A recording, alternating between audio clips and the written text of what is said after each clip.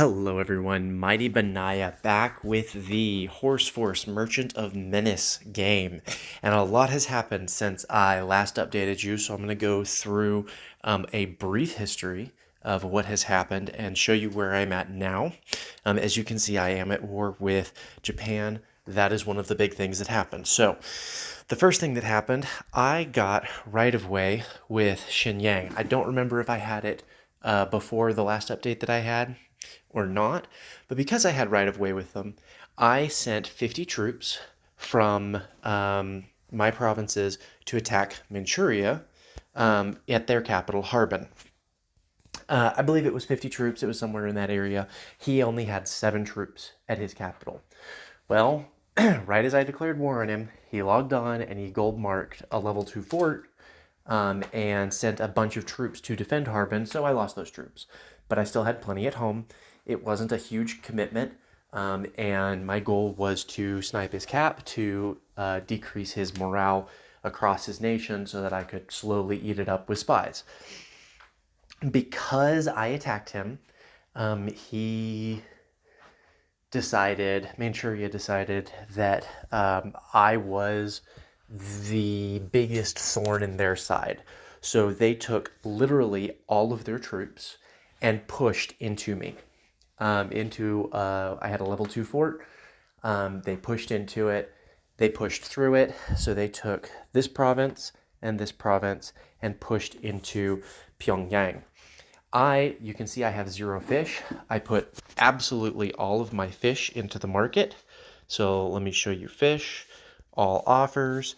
So I put 4,341 fish at 30 so that I could store it so that he wouldn't get that fish from me.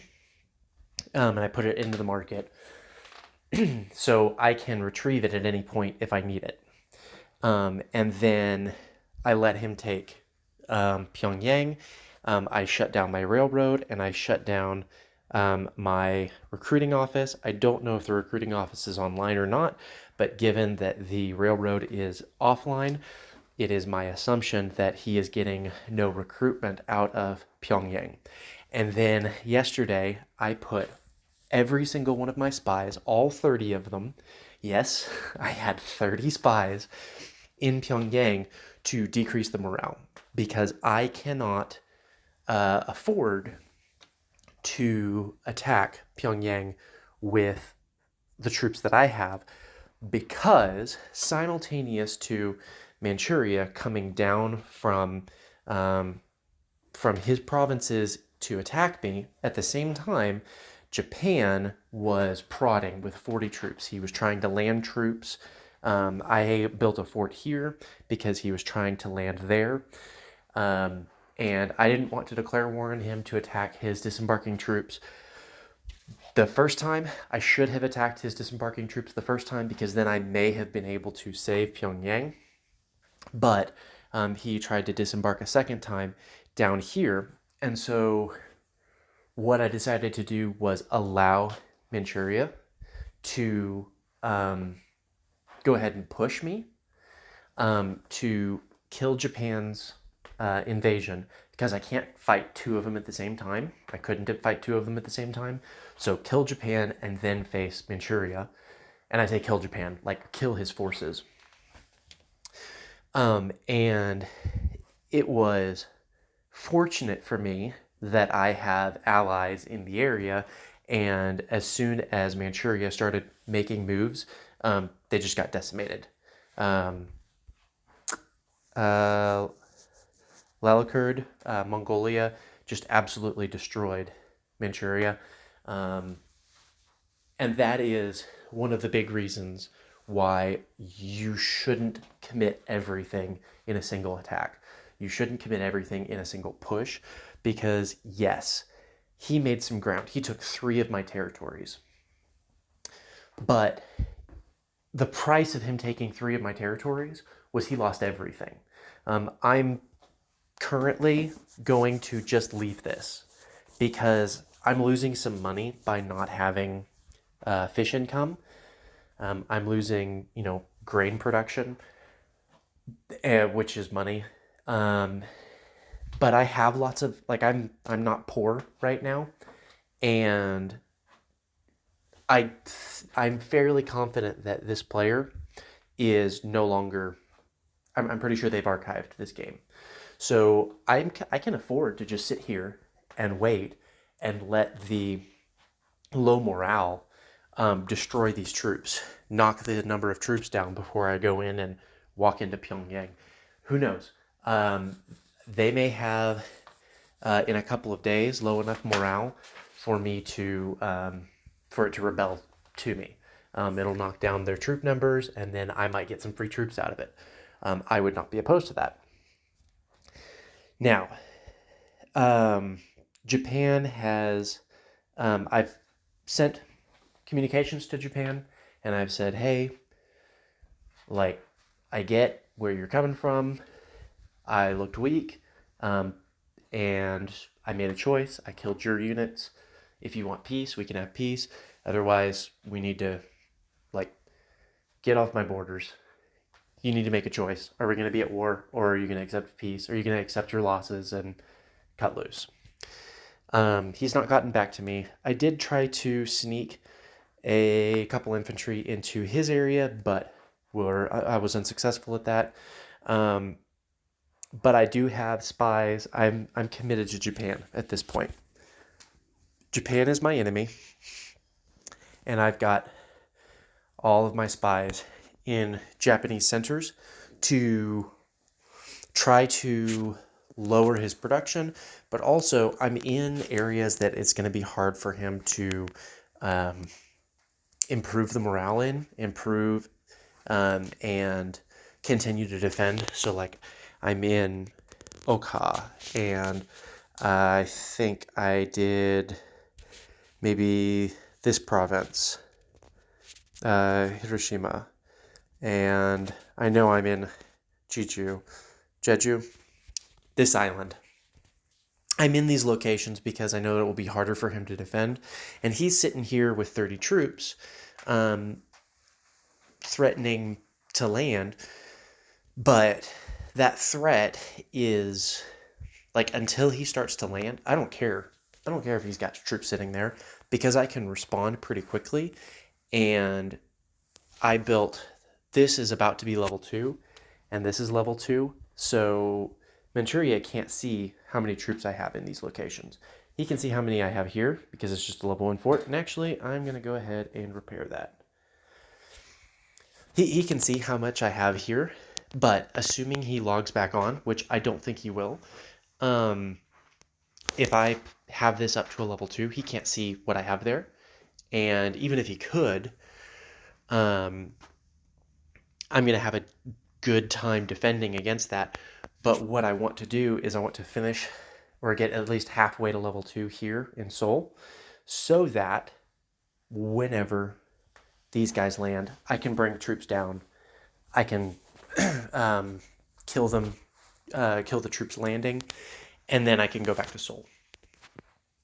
So there, I've gotten a lot of support from the universe community, and I really appreciate it. I got this. It's a bit of a challenge, not using anything but infantry, and I am grateful and I'm fortunate that Manchuria has been essentially dealt with. If you guys want to go after Japan, go for it. I'm not going to be able to make landing anytime soon, and I'm actually going to be offline. I'm going to be going AI next week, so I may or may not be able to really do anything about Japan ever, because by the time I get back, I may be knocked off the map, and I'm okay with that. I will probably try to get my resources so where they will maintain all the way through my trip, and then I'll probably hold a lottery or something to give away my silver and food, so that if somebody attacks me to a point where I can't recover, that's not all lost. But I think that I'm in a good spot, even for going on vacation and not being available next week. I'm not concerned about getting knocked out of the game by Japan if I were to continue playing. So I'm in a good spot. Lelocurd is doing really, really well after taking out both Far East and Manchuria. I'm still waiting for Milkovo to be gifted to me by Horseric, which should be before too long, since he is all the way up here. Oh, but your morale is looking real low in this province. Baderick, you're gonna wanna fix that before day change. You don't have any troops there, and it may rebel to someone nearby. Not that it would be me, even if I wanted it to be me, because I'm nowhere near. But the East is going well. Now, as we move over towards Europe, and I understand most people don't like to see the morale map, but things are looking well for the horse force. But I have heard that there are resource shortages. The New World is still pretty wide open. I did send that handful of troops from several days ago, and they should be arriving down here to assist in defense. But again, since I'm going to be out next week, I will not be able to do much offensive play. South America is looking wide open. Argentina is doing really well, so we'll need to watch out for Argentina and Chile. But the map is looking really good for Horse Force. Let's look briefly at the market and see where it's at. I did show you my 30 on fish, but currently wheat is in the mid-20s. There is an 813 before mine. So this is something that is good to do with the market when you see it. If it's less than 1,000, many times when somebody wants to buy stuff, they're going to buy something that's less than 1,000, and then they're going to get more. And I noticed that there was 813 for 24.9, and there were 921 for 25.4. So I just underbid the 25.4. And the reason I did that instead of underbidding the 24.9 was that is almost half a silver per wheat difference between the 813 and the 921, and I want that half a silver. It doesn't seem like much, but it adds up really fast, especially when you're talking about 13,000 wheat.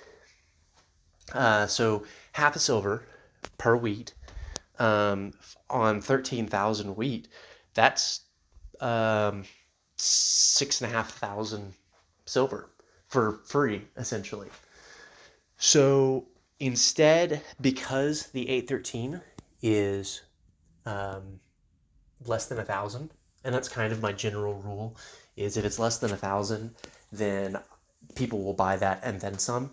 I want them to buy the 813 and then some of mine.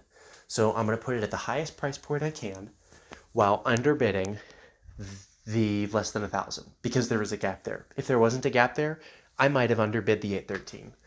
But that's just a little trick that I've been using. I don't know that it is the best way to do it, but that's kind of how I've been operating. Iron is in the mid-teens, the upper mid-teens. Wood is in the mid-teens as well. Coal and oil and gas are pretty cheap. They're pretty low. So that's where we're at this game. I'm excited to continue it. Saturday will be my last day. So I think I am going to do I'm thinking of this off the top of my head, but I think that I'm going to do a giveaway. So I'm going to look at the comments on this video, and what's a good contest? Whoever can give me the best name for the head of my spy ring, my CIA director, right? Give me a name, and whoever comes up with the name that I find the funniest, I will give you the majority of my silver on Saturday once I've got everything so where I will be balanced and be able to make it through the week.